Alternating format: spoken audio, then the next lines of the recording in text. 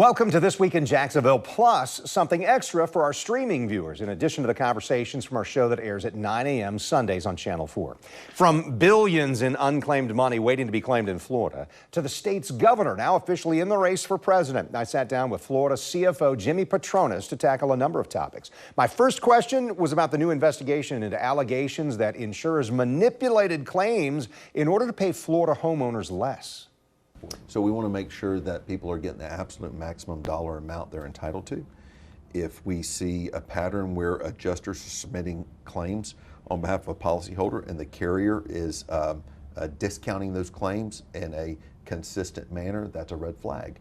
So then we start an investigation. If we see a pattern where an adjuster is submitting numbers consistently that aren't reflected by his peers or third-party oversight, then there's obviously a problem with the adjuster.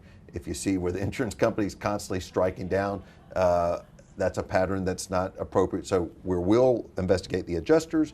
The Office of Insurance Regulation investigates the insurance carriers. So we're working to ensure that the policyholder is getting fair treatment and not being taken advantage of by the carrier or the adjuster. Is this something that, hey, we think this might be going on, or are there complaints coming in, or is there a pattern and some evidence that you've already seen that this kind of fraudulent activities happen? Again, investigation's ongoing right now. We're reviewing thousands of pages of evidence. But when you have 150,000 insurance claims, you're going to have some disappointment. It's a disaster.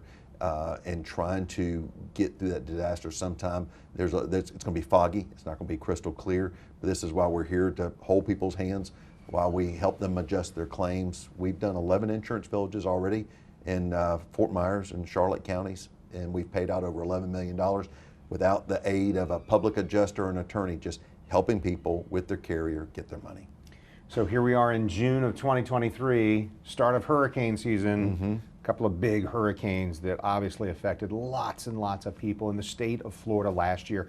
What's your view on recovery through that, and what's happened to try and help people through that disaster from last year? Again, the most recent legislative session, there's a few things we did. If I go back to 2022, we had 2 special sessions to deal with the insurance crisis in the state of Florida. Those changes are to help long-term bring down rates with your insurance carrier. The most recent legislative session that we just finished, we did a Consumer Protection Act, which was to specifically help hold the insurance companies accountable to make sure they pay their claims in a prompt and efficient manner.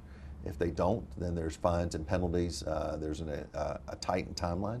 They have to make good on the claims. But I tell people all the time, it's not a sprint, it's a march.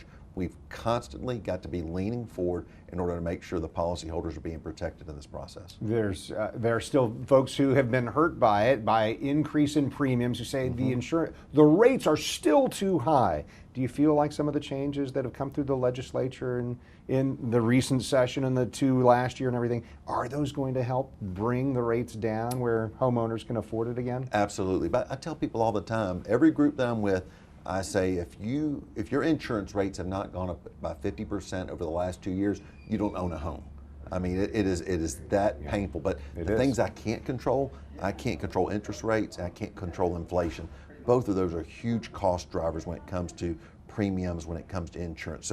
So we've leaned forward with our home hardening initiative, where we're offering money, grants, free money to help harden your home with hurricane impact windows and doors and garage doors. The state will give you up to $10,000. We're trying to leverage the good economic times the state is in to harden your home. All that feeds into a formula of dropping your insurance rates. So the biggest thing, if you haven't, call your insurance agent and ask them about a windstorm mitigation inspection. That is an inspection that will do more due diligence in the construction of your house, which ultimately, if there are improvements that your carrier does not have on file, it equates to an immediate refund and immediate discount. Your role, state fire marshal in addition to CFO on the financial front, how is the economy in the state of Florida now that we're officially done with pandemic? There's still the effect of what's happened over the last 3 years. So kind of a twisted answer. When inflation is high in the state of Florida, that also means the state's revenues are up. People don't think about it this way, but if you're paying $6 for a carton of eggs, that means the state's commission is also higher too. So when the cost of goods in the state are up, the state's sales tax revenues are up. So right now the state's in the best fiscal health that we've ever been. So I appreciate the leadership the governor and the legislature had, direct tax cuts of over $1 billion. We're trying to get money back to the people of the state. If the state is making more money because of inflation, we're trying to send money back. So at least there's a way they are feeling some relief at the cash register. It's not a perfect process, but we know that the citizens of the state of Florida spend their money better than Tallahassee does. Do you have concerns about what might happen because of uncertainty nationally? You know, the most recent thing was the debt ceiling crisis that Washington was trying to handle. But a lot of people, even through these first 5 or 6 months, have said, I'm worried about what's going to happen to the economy nationally, and certainly that would affect us here in Florida. Yeah, we're seeing it every day with what we've seen with bank failures. Yeah. What you're seeing with cutbacks that are happening at Amazon or Walmart closing locations or Disney pulling back their investments. All those are telltale signs of those companies preparing for the recession that's looming. I was in New York back in March. I met with, you name it, every single JP Morgan, Jamie Dimon, met with them all. All of them are preparing for a change in the financial environment of this country.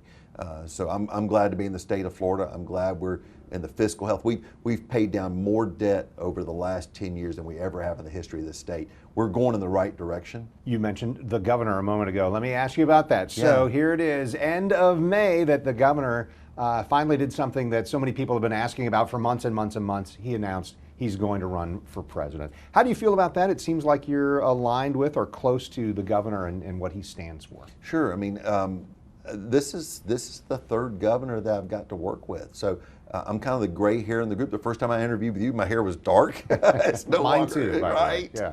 But you know, it's exciting seeing the different dynamics. Look, I love me some Rick Scott. And I love me some Ron DeSantis too. There are skills and leadership and accomplishments both those men have brought to the state of Florida that have put us where we are today.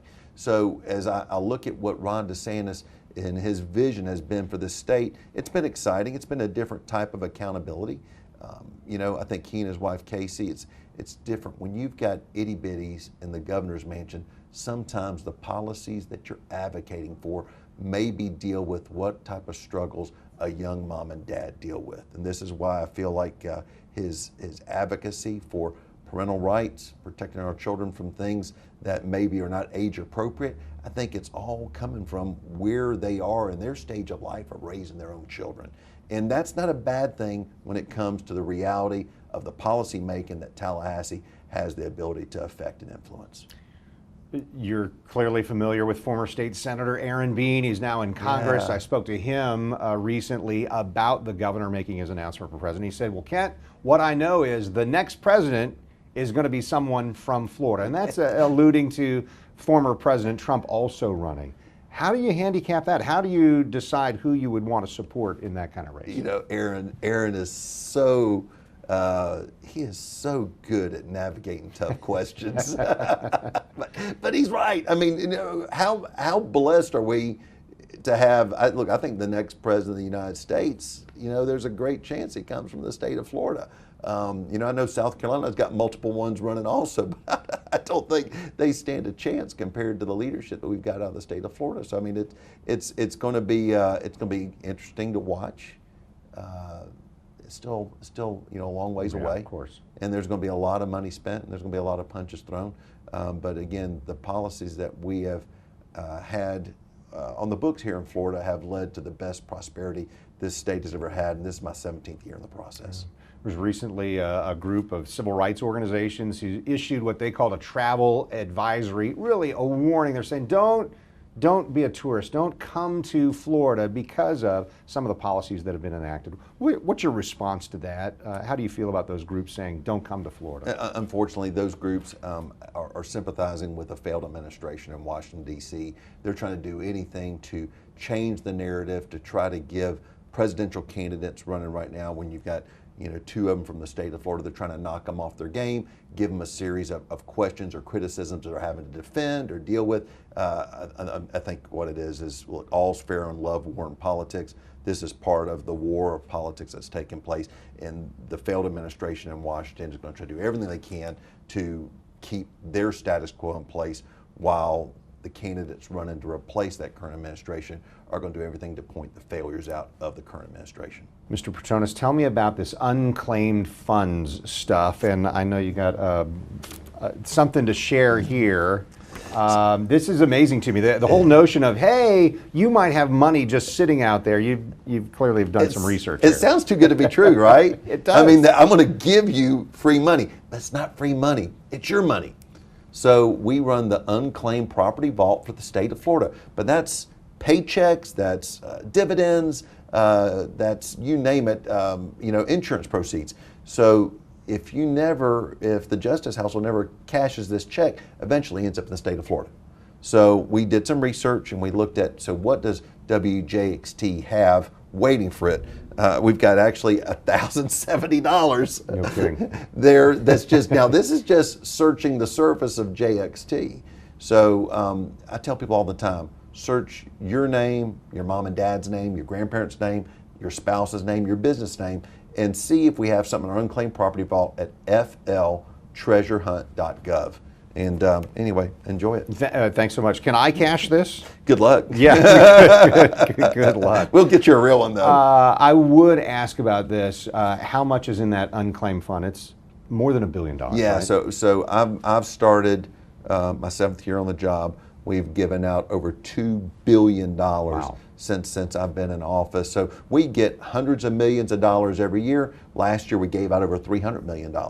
And it's crazy that we get that much, but again, I can't stress enough, a lot of businesses, school districts, counties, cities, they're all there in our Unclaimed Property Vault, and we're constantly pushing it out. But sometimes, pick up the phone or go check out our website, and we'll reunite you with your money. Are there really large sums, or is it a couple $100 per person, or does it really vary? Yeah, so it was probably about 6 years ago.